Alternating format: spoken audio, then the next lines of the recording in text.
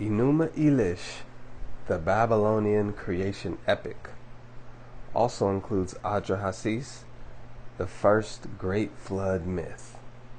Timothy J. Stephanie. Introduction.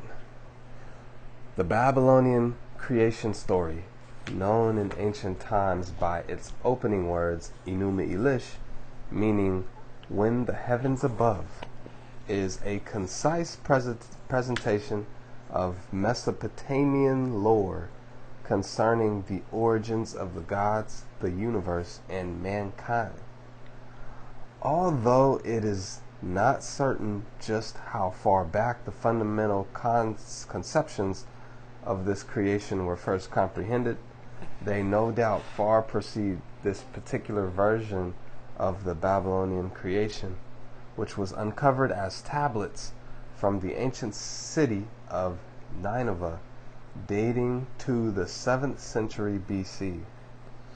Yet these tablets hold within them a composition which may have arisen towards the close of the 2nd millennium BC, made up of earlier material dating from the Bronze Age. Apart from its age and provenance, what is of interest in concerning this creation myth and other Mesopotamian myths is the same which holds for any story that deals with essential human concerns, which have remained unchanged throughout time and history. Thus, such myths dealing with the origins of humanity also emphasize basic human preoccupations, acting as a means to explain the origin of our collective existence. Likewise, they stretch back as far as we are capable of reaching in reviewing the earliest written works of humanity, and containing beliefs, concerns, and the manner of life of men in the early phases of civilization. Likewise, their importance ranges wide based upon how far such seminal myths were shared among humanity, with characters who infuse world mythology and which are still known to us today, even if under different names. Thus, while the characters of Apsu, Tiamat, and Marduk are not widely familiar in the modern world, some of these have found their way via other Near Eastern myths to become known to us, especially through the pages of the Bible. Most conspicuous among these is the name of Marduk, the great Babylonian sky god, who appears in the book of Esther as Mordecai the Benjaminite, as also does the goddess Ishtar appear as Esther herself. The deity Apsu represents the watery abyss, which was believed since before the classical age to underlie the earth, and this conception holds in references to the abyss.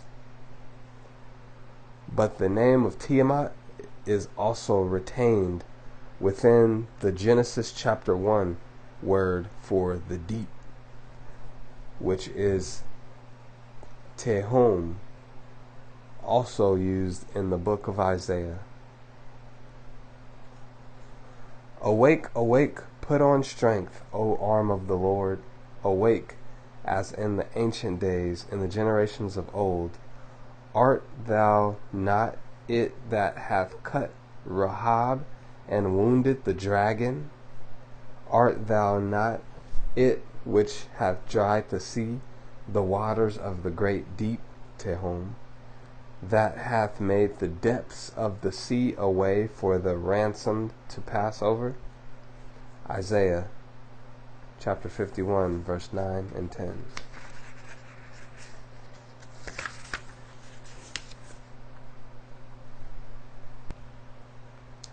And it is Isaiah who also forecasts the future display of Yahweh's might, recalling the deeds of his past and saying, In that day the Lord with his sore and great and strong sword shall punish Leviathan, the piercing serpent, even Leviathan, that crooked serpent, and he shall slay the dragon that is in the sea. Isaiah 27 verse 1. Thus, in this sense, the two gods of the fresh water and salt water, Apsu and Tiamat, might be most easily identified with the male and female Leviathans. And this primordial deep, at first enshrouded in darkness, also acts as the cauldron from which the creation of Genesis takes place. This cosmic sea was then populated by Leviathan and a number of other denizens from which the world was fashioned by God, just as it is with Marduk's creation found in Enuma Elish. Thou didst divide the sea by thy strength. Thou breakest the heads of the dragons in the waters. Thou breakest the heads of Leviathan in pieces, and gavest him to be meat to the people inhabiting the wilderness. Psalm 74, verse 13 and 14. The conflict between the sky god and primordial serpent is often viewed in myth as being perpetual between the two, as long as the world endures, illustrated in the battle between Thor and the Midgard serpent, or Krishna and the dragon Kali Naga. Thou rulest the raging of the sea. When the waves thereof arise, thou stillest them.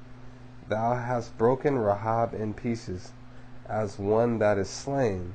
Thou hast scattered thine enemies with thy strong arm.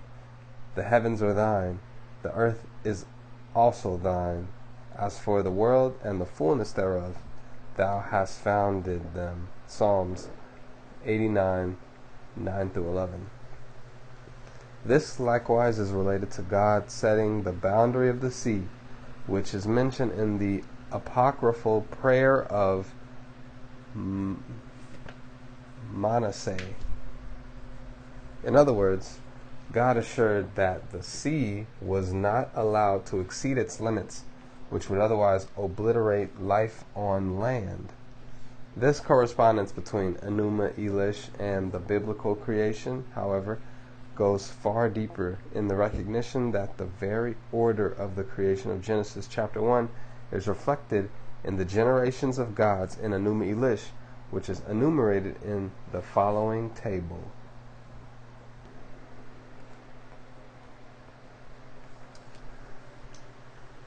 Genesis creation. Day 1, light from dark. Day 2, water separation. Day 3, dry land. Day 4, heavens made. Day 5, oceans made. Day 6, mankind made. And day 7, God rests. Generation of gods. 1, Apsu and Tiamat. 2, Lamu and Lahamu. 3, Anshar and Kishar. 4, Anu. 5, Ea or Nudimud. And 6, Marduk. 7, gods relieved from labors. And then the last table, God of 1, the 2 semispheres. God of 2, the fresh and salt water. God of 3, the silt lands. God of 4, the heavens. God of 5, the waters. And God of 6, creator of mankind. Correspondences between Genesis creation and Enuma Elish creation. And a footnote says, Yahweh performs his creation by daylight, and then was the spirit, and darkness and silence were on every side.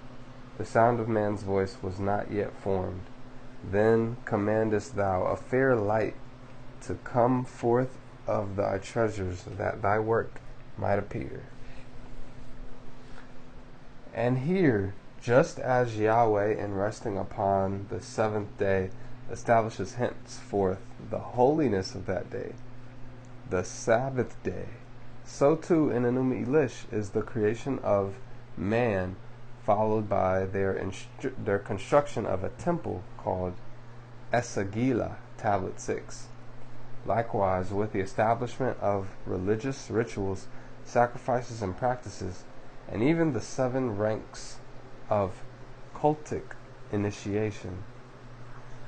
This underscores the importance of Enuma Elish as at the mythological level, but on the level of paleoastronomy, or searching out stellar knowledge.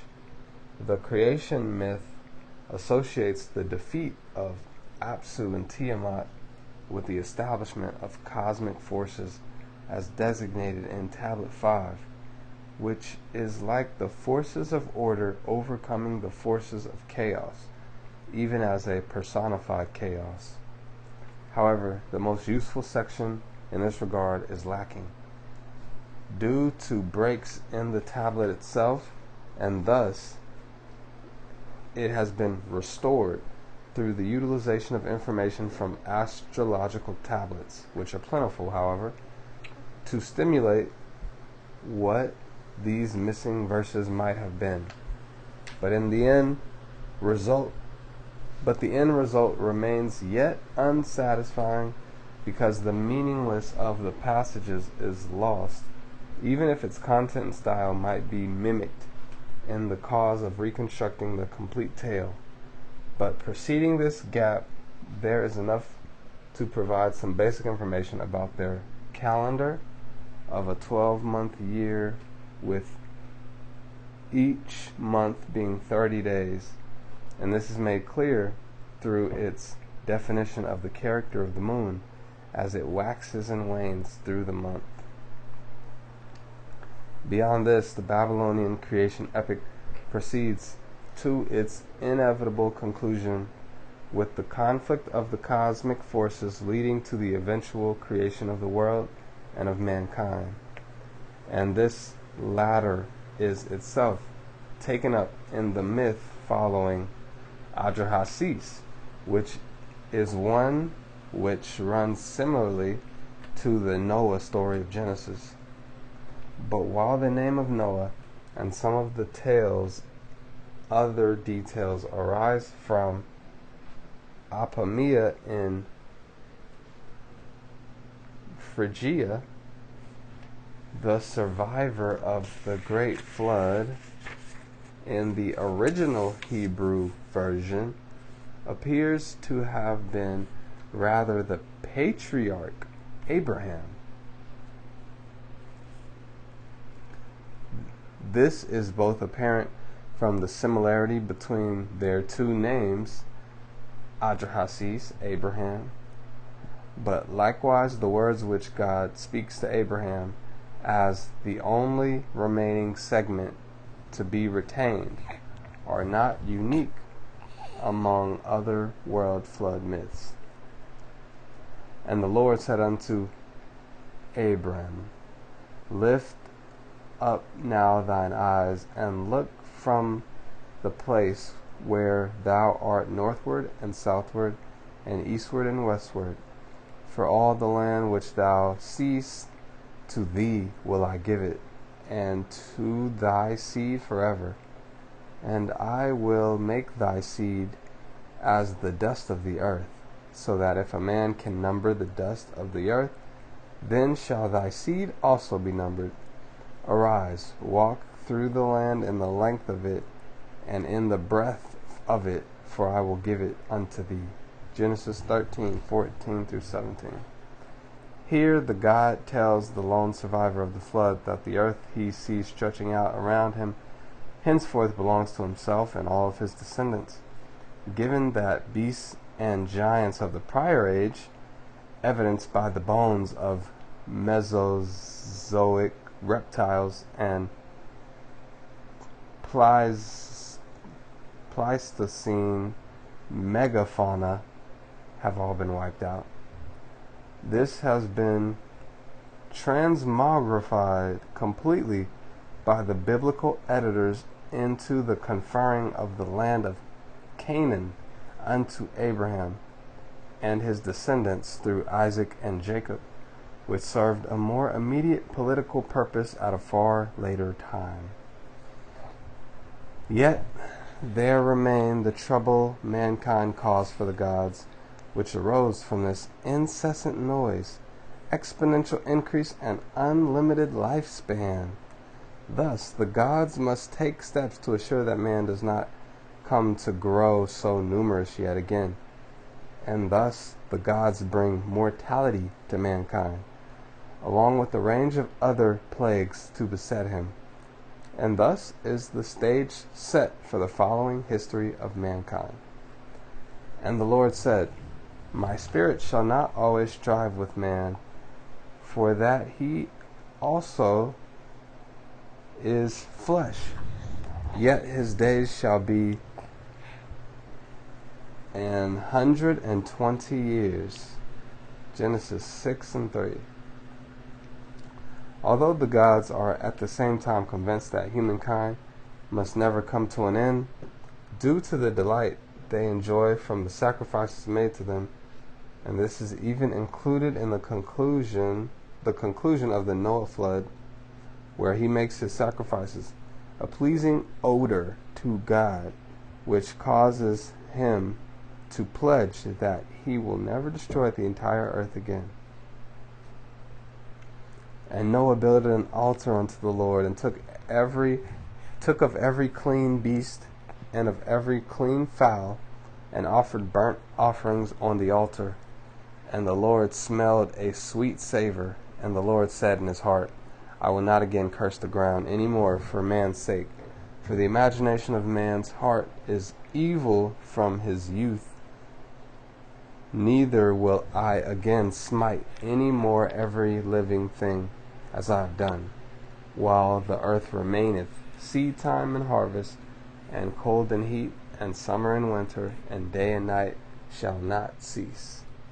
Genesis 20-22.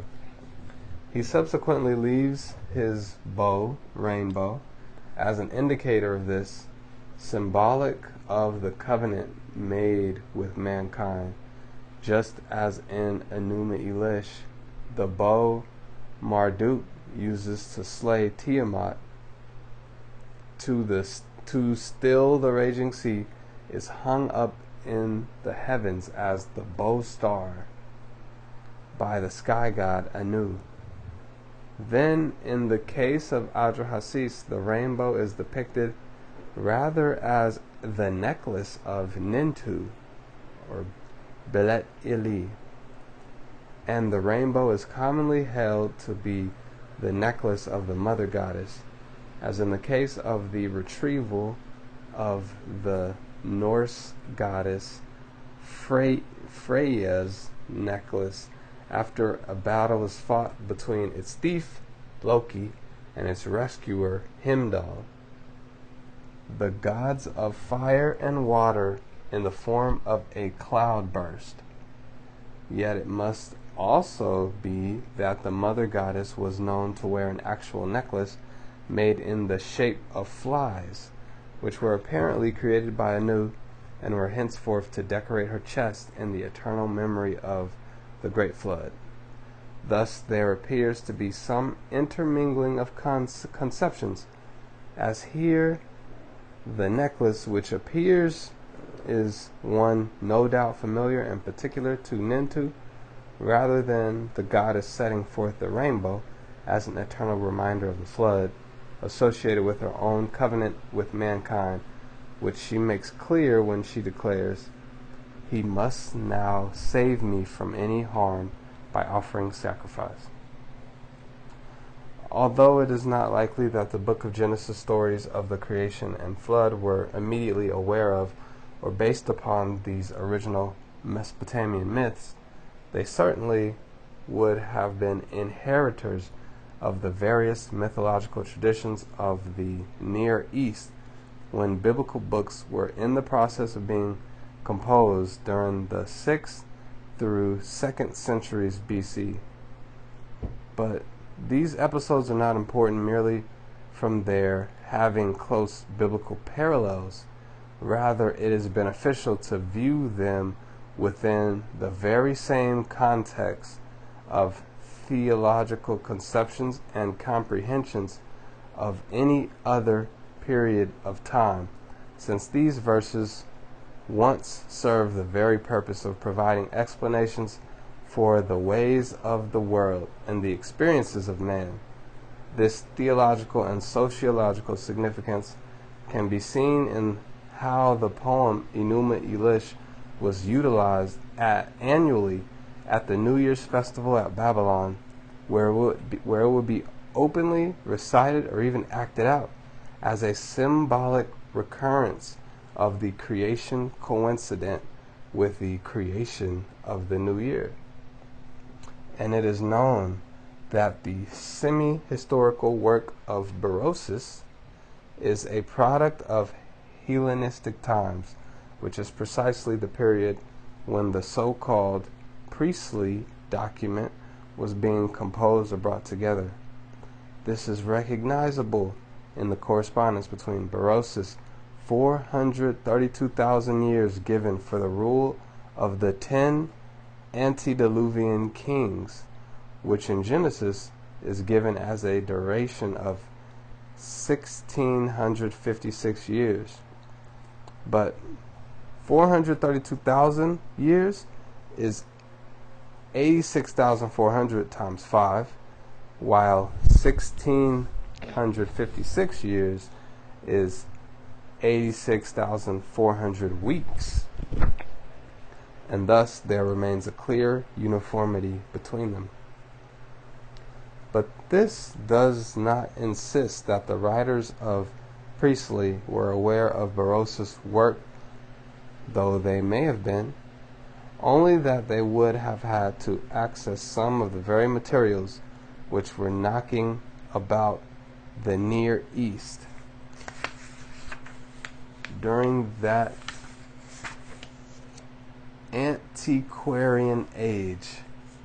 For instance, in the biblical flood story, the chief character is named Noah, while in Berosus it is Zusudra, who is the Sumerian character. And the name of this Zusudra is related to that of Adrahasis through his epithet, the faraway, while the name Utnapishtim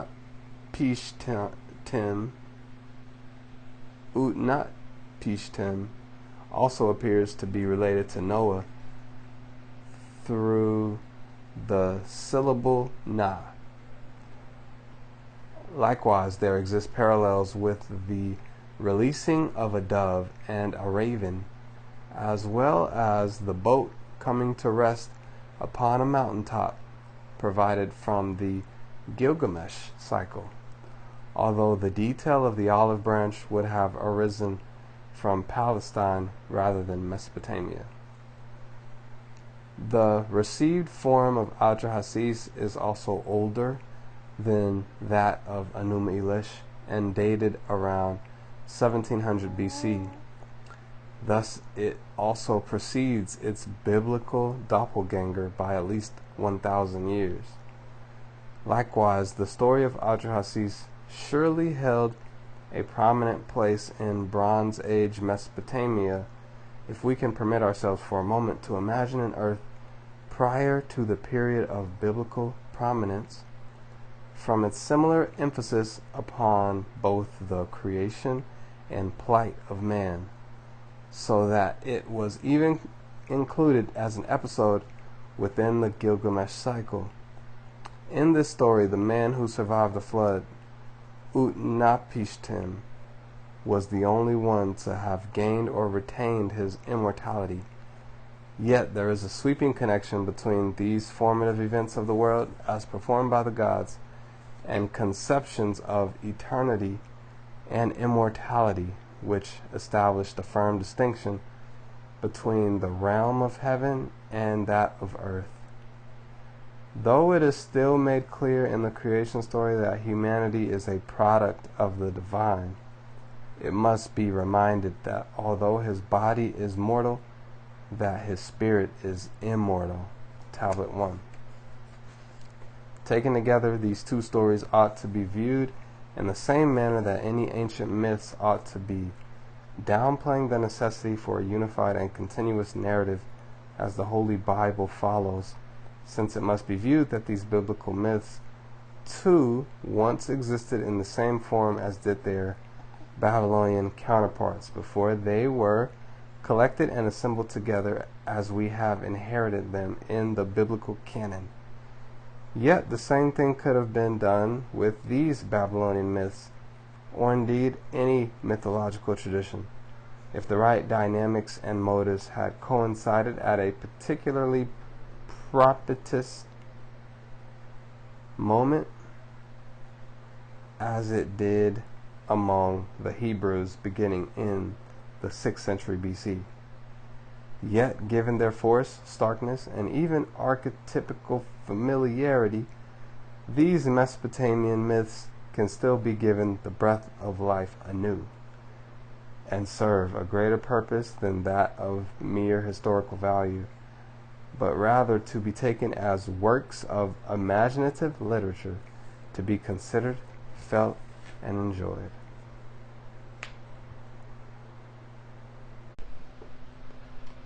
Enuma Elish, Tablet 1. At a time when even the glories above had yet to be named, and unuttered was the word for the world which lay beneath, it was then that the first being, Apsu, who was their source, and the progenitor, Tiamat, the mother who gave birth to all, intermingled their waters, producing neither field nor marsh, at a time when no divine beings had yet come into existence. There were no names to be spoken and no fates pronounced, but the gods were given birth within those intermixing waves. The first were Lamu and Lahamu. Their names were spoken, but once they had fully grown and become mature of form, then were born Anshar and Kishar, and they outshone them. And so many days passed by, and many years were counted. Their first son was Anu, being as great as any of his forebears. And Anshar caused his son Anu to become just like himself, for Anu came from Anu came Nudimud, who was also his spitting image, and Nudimud proved to be even greater than his forebears, profoundly wise and full of insight, with strength in his limbs, more infused with might than even his grandfather Anshar. With none among the gods who could be considered his equal, that generation of gods would gather together for wild revels, so they proved bothersome to Tiamat. Their hullabaloo echoed. All this commotion proved unsettling to Tiamat's inner being, and she was bothered by all of their activity within Anduruna.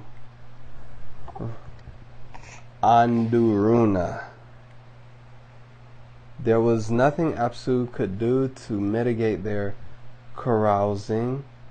There was nothing Tiamat could say to quiet them down. And no matter how troublesome their conduct became to her, regardless of how rowdy things were, she just put up with it. This kept up until divine Apsu, the source of the mighty gods, summoned to him and spoke to his officer Mumu, saying, "Hear me, Mumu, my trusted officer, who I can rely upon. Come with me, and together we will go speak with Tiamat." Thus they went together and seated themselves before Tiamat, and they conversed with her about their children, the gods. Apsu raised his voice to be heard, speaking heartily to Tiamat. I have been very troubled by the manner of their conduct, so that I cannot relax during the day, nor sleep well at night. Therefore I shall bring it to a halt, and get rid of them all. Then silence shall reign, and thus we might get some sleep. But as soon as Tiamat heard his words, she became incensed, overcame with ire. She screamed intensely at her husband. But then she soothed the fury that raged within her breast. Could we permit our own offspring to be thus eradicated? Despite their troublesome ways, we ought to put up with it. Then the officer Mamu provided his own answer to Apsu, but he spoke at odds with the advice of his mother, the earth. Father, you ought to put an end to their annoying behavior, that one might relax during the day and sleep well at night. Apsu was in full agreement with what he said, and satisfied, with thoughts of devising a vile plan for his sons, the gods. His officer Mamu put his arms around him, hugging him, and fell down at his knees and enthusiastically kissed him.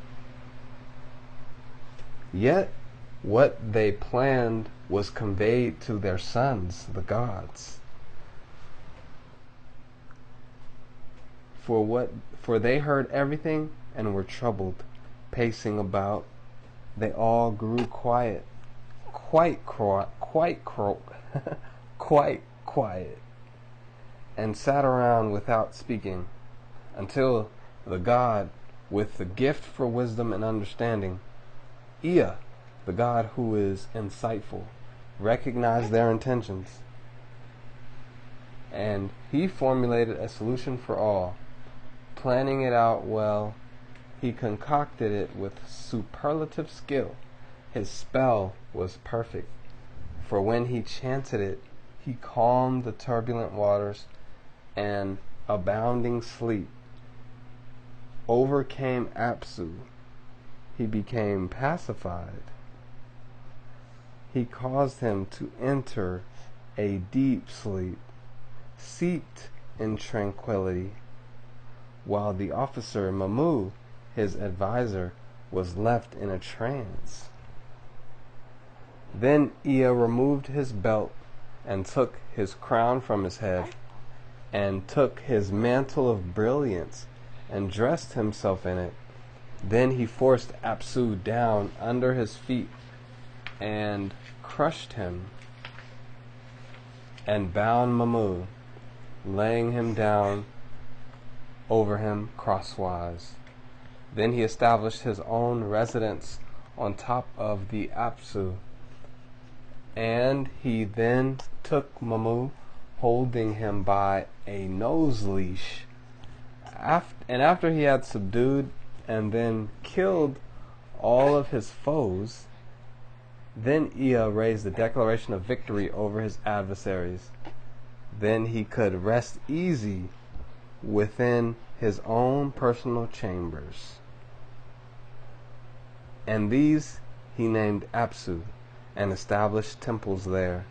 Making it his home, Ea lived in luxury with his wife Damkina, there within the house of fate, there in the hall of purpose. Then the Lord came, who among all was the most judicious. There within the watery Apsu did Marduk take his shape. Within the unsullied waters of the Apsu was Marduk born. From his father Ea, his mother Damkina gave birth to him.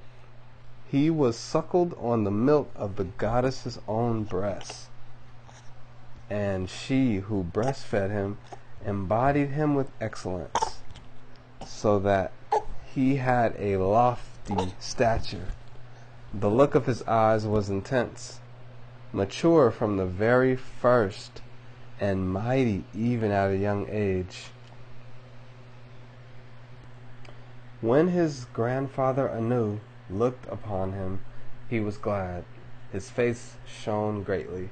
His heart was exceedingly pleased, so perfect that his head was twice as lofty as any other god, rising high above them.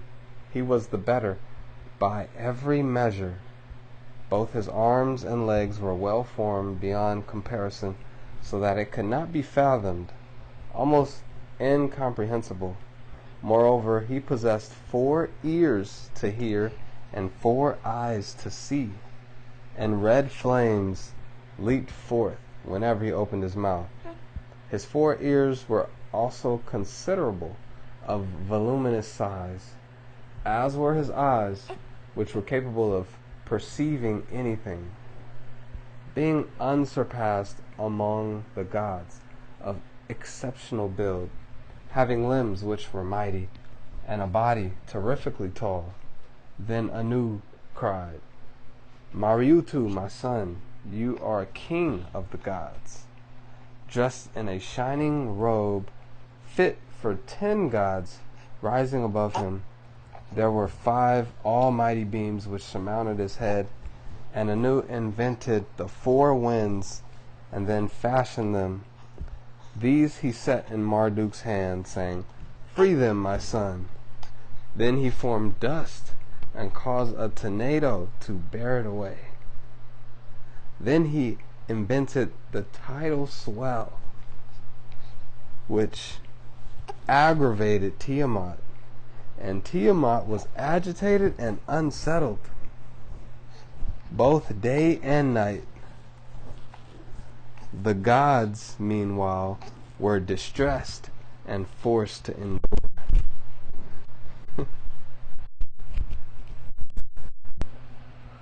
The gods, meanwhile, were distressed and forced to endure. So, with vile thoughts on their minds, they spoke to Tiamat, because at the time that they killed your husband, they spoke to Tiamat, quote, because at the time that they killed your husband Apsu, and you failed to stand by his side, but rather sat by silently, thus did Anu invent the 4 strong winds and tidal swell, so as to intentionally agitate you, so that we have no peace. Did you not hold your husband Apsu within your heart? And likewise the officer Mamu, who was also captured? It's not surprising you're forsaken. Are you not a mother? You are unsettled both day and night. But look at our plight. Are we not distressed?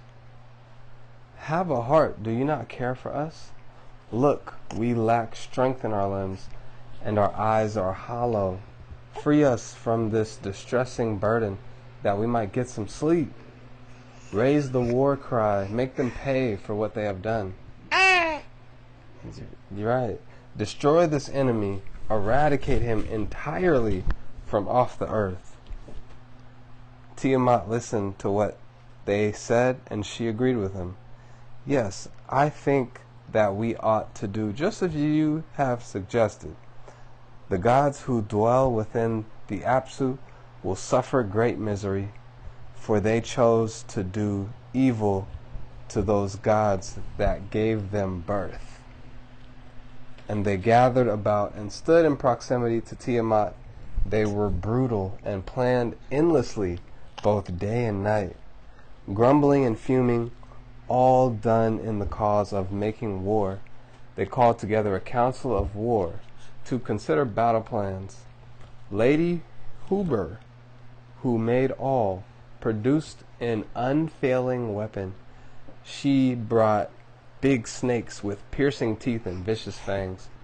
Their bodies she had infused with poison rather than blood, and she caused these raging dragons to emit deadly beams and to wear mantles of brilliance so that they were like gods. Then Lady Huber raised her voice, verbalizing the course.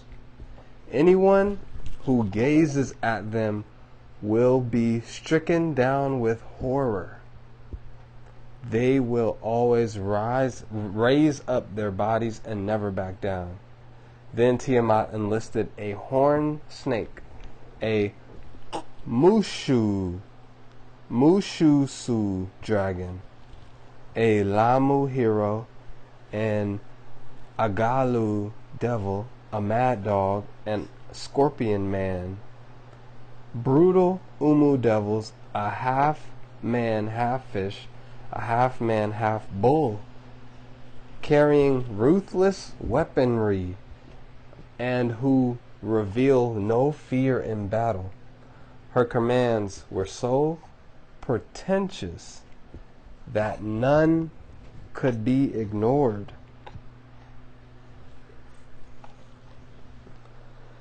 And in addition to these, she recruited 11 more likewise.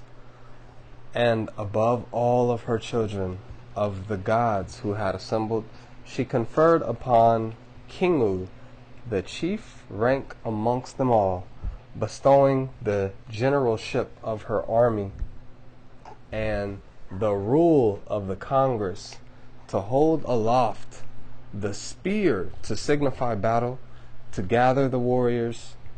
She had given him high command of the entire combat force, and placed him to be seated upon the throne of rule, saying, I have conjured a spell in your name, making you foremost among the gods of Congress. You now rule all of the gods. You will reign supreme, for further, you will be made my soulmate, my S-O-L-E mate. Your orders shall not be disregarded amongst the Anuki. She conveyed to him the tablet of fate, clasping it at his chest. Quote, what you say will not be altered, and you will speak the law. So after Kingu had received his rank, had been given Anu power, and had pronounced the fates of his sons, the gods, he said, what comes out of your lips would obliterate flames. Your potent poison would serve to incapacitate the mighty.